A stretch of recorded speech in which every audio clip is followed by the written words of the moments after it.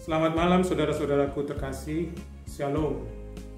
Di penghujung malam hari ini, kita kembali akan disapa oleh firman Tuhan dari kitab Roma 7, ayatnya 7 sampai ke 20. Sebelumnya, mari kita berdoa. Bapa Surgawi, kami mengucapkan puji syukur dan terima kasih untuk penyertaan Tuhan dalam kehidupan kami sepanjang pagi, siang, hingga malam hari ini. Dan saat ini Tuhan, kami akan merenungkan firman Tuhan.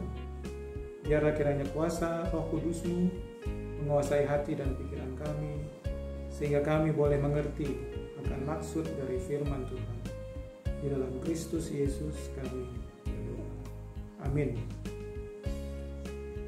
Firman Tuhan yang menjadi renungan bagi kita diambil dari Roma 7 ayat ke-7 sampai ke-20 dengan tema Hukum Taurat, Dosa, dan Keselamatan.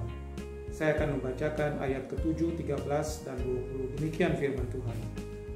Jika demikian, apakah yang hendak kita katakan? Apakah hukum Taurat itu dosa? Sekali-kali tidak. Sebaliknya, justru oleh hukum Taurat aku telah mengenal dosa, karena aku juga tidak tahu apa itu keinginan, kalau hukum Taurat tidak mengatakan jangan mengingini. Jika demikian, adakah yang baik itu menjadi kematian bagiku?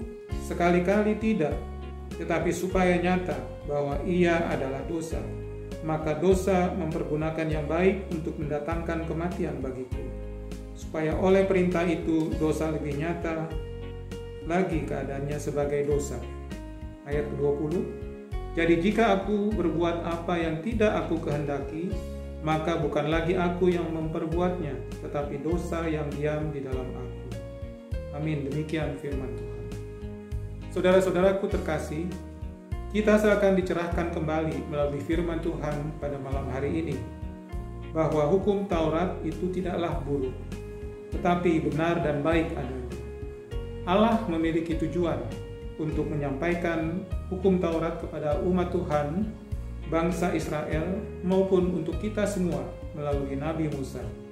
Tujuan itu adalah untuk mengekspos dosa.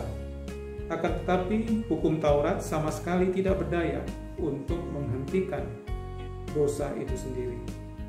Jika demikian, apakah yang hendak kita katakan? Apakah hukum Taurat itu dosa? Sekali-kali tidak. Sebaliknya, justru oleh hukum Taurat kita telah mengenal dosa. Karena kita juga tidak tahu apa itu arti keinginan, kalau hukum Taurat tidak mengatakan jangan mengingini. Tetapi di dalam perintah itu, dosa mendapatkan kesempatan untuk membangkitkan di dalam diri kita rupa-rupa keinginan. Sebab tanpa hukum Taurat, dosa mati.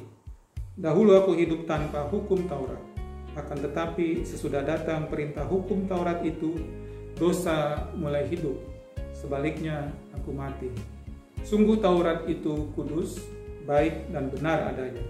Akan tetapi, hukum Taurat itu tidak bisa membuat orang menjadi kudus, benar dan baik.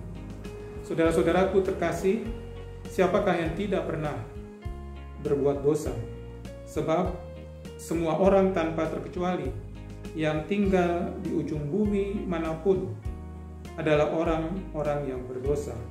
Setiap hari kita dihadapkan pada pergumulan melawan dosa, dan seringkali kita tidak berdaya menghadapinya. Akhirnya kita dijerat, akhirnya kita dibuai, dikuasai, dan dijajah oleh dosa. Roma pasal 7 merupakan salah satu perikop yang terkenal dan kontroversi di dalam kitab Roma, khususnya ayat 13 sampai ke 26. Seakan-akan dalam perikop itu, Paulus memperlihatkan adanya dua kepribadian dalam dirinya yang saling bertolak belakang. Yaitu, yang pertama, Roma 7 ayat ke-15. Ia melakukan apa yang dibencinya, bukan apa yang dikehendakinya. Yang kedua, Roma 7 ayatnya yang ke-19. Sebab bukan apa yang aku kehendaki, yaitu yang baik yang aku perbuat, melainkan apa yang tidak aku kehendaki, yaitu yang jahat yang aku perbuat. Dengan kata lain, perikop ini mengupas pergumulan di dalam batin Paulus antara dosa dan hidup benar, yang kemudian Rasul Paulus mengakuinya di dalam Roma 7 ayatnya yang ke-20. Jadi jika aku berbuat apa yang tidak aku kehendaki, maka bukan lagi aku yang memperbuatnya, tetapi dosa yang diam di dalam aku. Seruan di atas bukanlah seruan dari seorang penipu ataupun seorang pendosa, melainkan seruan dari Rasul Paulus. Ternyata godaan-godaan dosa dihadapi oleh semua orang, bahkan seorang yang sangat spiritual seperti Rasul Paulus. Malam hari ini kita disadarkan kembali bahwa jika godaan-godaan muncul di dalam pikiran kita, bukan berarti kita telah berdosa. Sangatlah normal bagi kita semua godaan-godaan itu muncul di dalam pikiran kita, karena kita adalah manusia biasa. Namun, respon kita terhadap godaan-godaan itulah yang menentukan dosa atau tidak dosa. Jika kita mengikuti dosa tersebut atau godaan dosa tersebut, maka kita telah berbuat dosa. Tapi jika kita menolak godaan dosa tersebut, maka berarti kita tidak melakukan dosa. Saudara-saudaraku yang terkasih, hidup dengan banyak orang di sekitar kita membuat kita mengerti bahwa setiap orang berjuang untuk dirinya masing-masing. Tak terkecuali perjuangan untuk lepas dari dosa dan keterikatan. Ketika seseorang sudah hidup di dalam dosa, maka hidupnya akan terikat dan sangatlah sulit terlepas jika tidak ada keberanian yang cukup untuk lepas dari dosa tersebut. Pertanyaannya, bagaimana supaya kita terlepas dari dosa yang membelenggu itu? Dengan kekuatan sendiri sudah pasti kita tidak akan mampu. Satu-satunya pribadi yang dapat menolong dan melepaskan kita dari dosa adalah Tuhan Yesus Kristus. Rasul Paulus berkata, "Aku manusia celaka. Siapakah yang akan melepaskan aku dari tubuh maut ini? Syukur kepada Allah oleh Yesus Kristus Tuhan kita." Tertulis di dalam Roma 7, 24 dan 25. Allah itu sungguh baik. Dia mengutus anaknya yang tunggal, Yesus Kristus, untuk datang ke dunia. Dia mengutus anaknya untuk mengajarkan kepada kita semua mengenai teladan kasih-Nya, agar kita hidup di dalam kebenaran. Melalui pengorbanan Kristus di atas kayu salib, kita telah dimerdekakan dari dosa. Kita bukan lagi menjadi hamba dosa, melainkan hamba kebenaran. Dan pada akhirnya beroleh janji anugerah keselamatan yang Allah Bapa janjikan. Jadi siapa yang ada di dalam Kristus, ia adalah ciptaan baru. Yang lama sudah berlalu, sesungguhnya yang baru telah datang. Dalam 2 Korintus 5 ayatnya yang ke-17.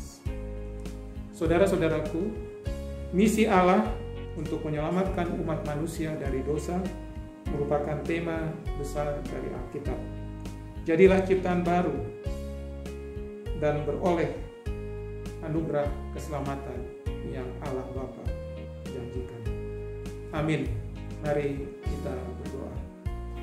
Terima kasih Tuhan untuk firman Tuhan yang boleh kami dengar dan boleh kami renungkan.